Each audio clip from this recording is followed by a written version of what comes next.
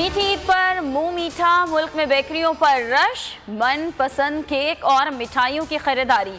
बच्चे भी रंग बिरंगे गुब्बारे और खिलौने खरीद कर खुश, बड़ों से ईदी की वसूली भी जारी है।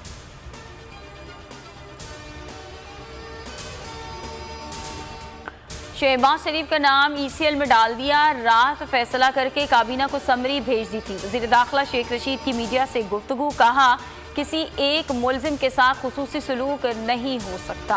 अफगानिस्तान में अमन वक्त की जरूरत है।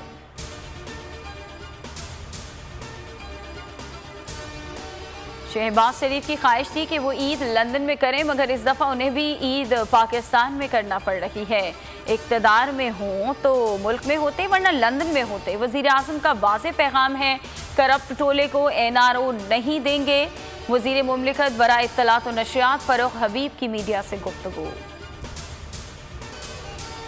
मुल्क में रात अचानक चांद नजर आने के ऐलान पर सोशल मीडिया पर चुटकुले और तबसरे। किसी ने लिखा कि थोड़ी देर और इंतजार कर लेते तो सूरज भी नजर आ जाता। किसी ने ये लिखा कि शैतान भी कंफ्यूज है, सामान पैक करो के नहीं। किसी ने लिखा कि पिछली बार फवाद चौधरी जीते और इस बार मुफ्ती, मुकाबला 1-1 से बराबर हो गया।